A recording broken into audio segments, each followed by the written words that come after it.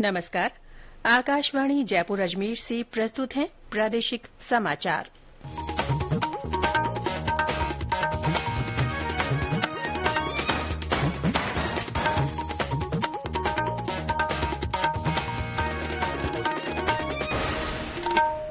मुख्य समाचार। उदयपुर में राष्ट्रमंडल संसदीय संघ भारत क्षेत्र का 9वां सम्मेलन आज से लोकसभा अध्यक्ष ओम बिरला करेंगे उद्घाटन। G20 के व्यापार और निवेश कार्य समूह की बैठक आज से जयपुर में। राज्य में दस्तावेज पर लगने वाली स्टाम्प ड्यूटी और अन्य शुल्कों के भुगतान के लिए ऑनलाइन राज स्टाम्प सुविधा शुरू की जाएगी। और प्रदेश में लंबे समय से थमा मानसून सक्रिय होने से दक्षिणी जिलों में हुई बारिश।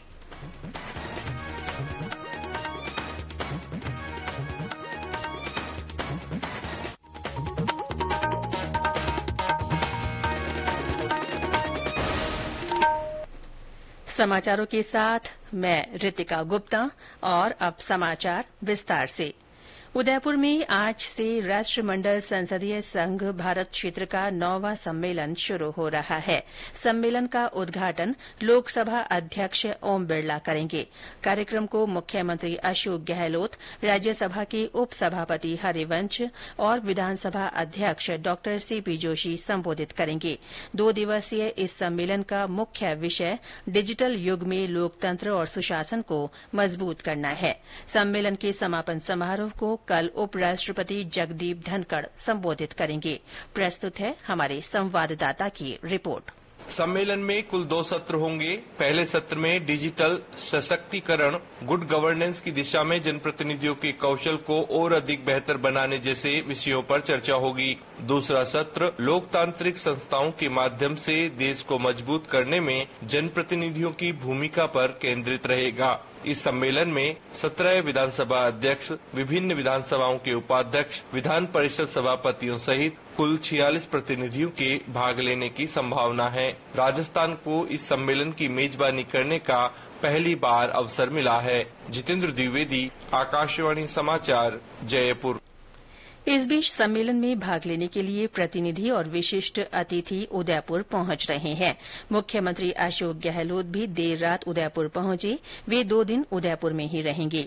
सम्मेलन को देखते हुए समूचे शहर को सजाया गया है। जिला प्रशासन ने कानून और व्यवस्था बनाए रखने के लिए आवश्यक इंतजाम किए हैं। भीलवाड़ा जिले के बिजोलिया में कल प्रबुद्ध जन संवाद कार्यक्रम आयोजित किया गया। कार्यक्रम में लोकसभा अध्यक्ष ओम बिरला और स्थानीय जनप्रतिनिधि शामिल हुए।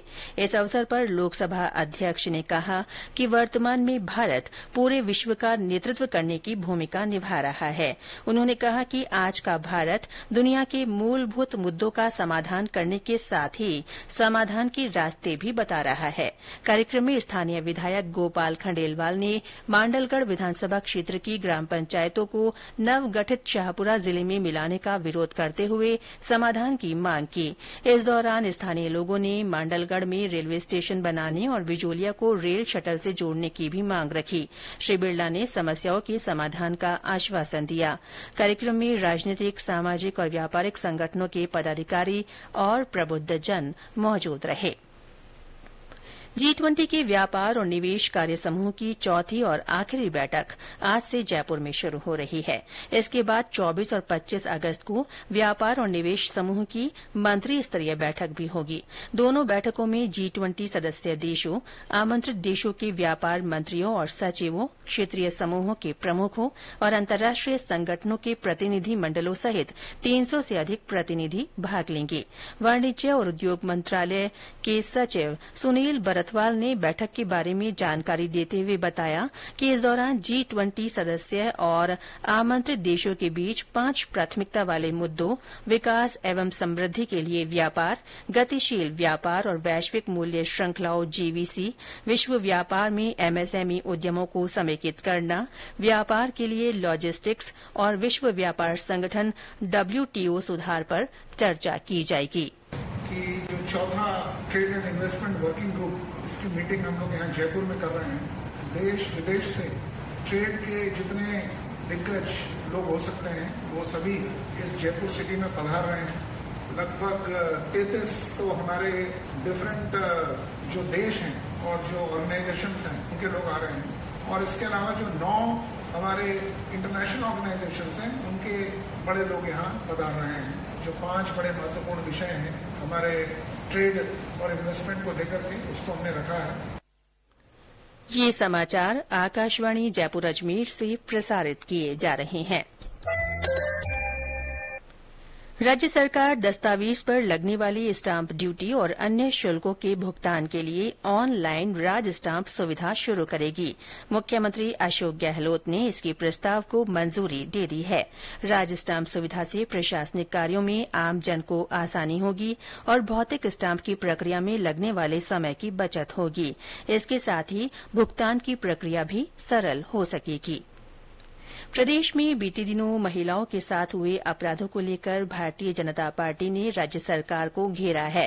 पार्टी के प्रदेश कार्यालय में राज्य महिला आयोग की पूर्व अध्यक्ष सुमन शर्मा और पार्टी के प्रदेश प्रवक्ता लक्ष्मीकांत भारद्वाज ने जयपुर के करधनी, आमेर, शिवदासपुरा, कोटा के छत्रपुरा, श्रीगंगानगर के अनूपगढ़ और जोधपुर तथा पाली में दुष्कर्म की घटनाओं पर मुख्यमंत्री से जवाब मांगा।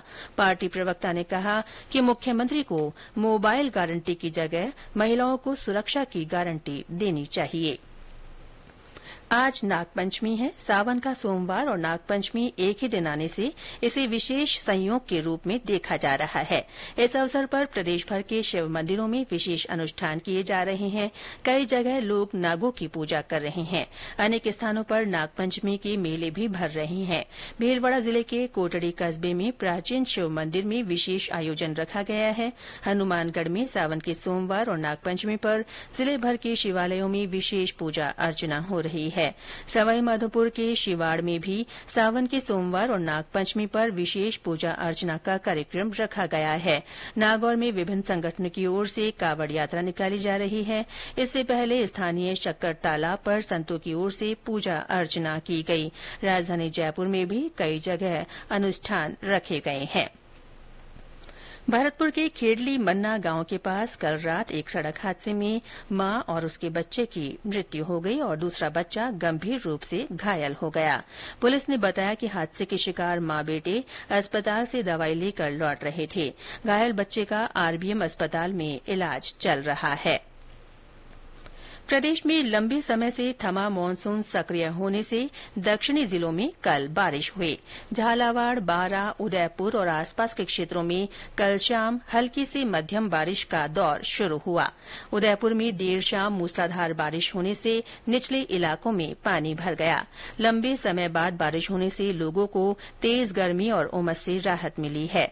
इस बारिश से सिसारमा नदी में 2 फीट पानी की आवक से पिछोला झील का जलस्तर 11 फीट 1 इंच पर पहुंच गया। शहर के स्वरूप सागर और मदार नहर में भी पानी की आवक हुई है। मौसम विभाग ने आज दक्षिणी जिलों के साथ ही पश्चिमी जिलों में भी हल्की से मध्यम वर्षा की संभावना व्यक्त की है। रेलवे यात्रियों की सुविधा के लिए आज से जोधपुर के भगत की कोठी और रामदेवरा के बीच विशेष मेला रेलगाड़ी चला रहा है। इस गाड़ी में 8 साधारण श्रेणी और 2 गाढ़ डिब्बे सहित कुल 10 डिब्बे होंगे।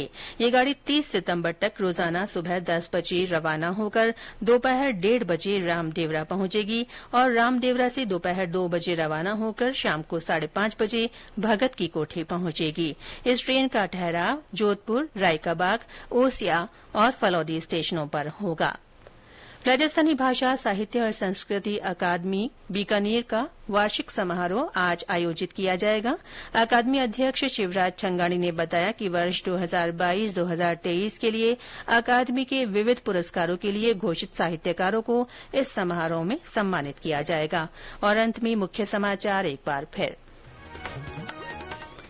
उदयपुर में राष्ट्रमंडल संसदीय संघ भारत क्षेत्र का 9वां सम्मेलन आज से शुरू हो रहा है। लोकसभा अध्यक्ष ओम बिरला इसका उद्घाटन करेंगे।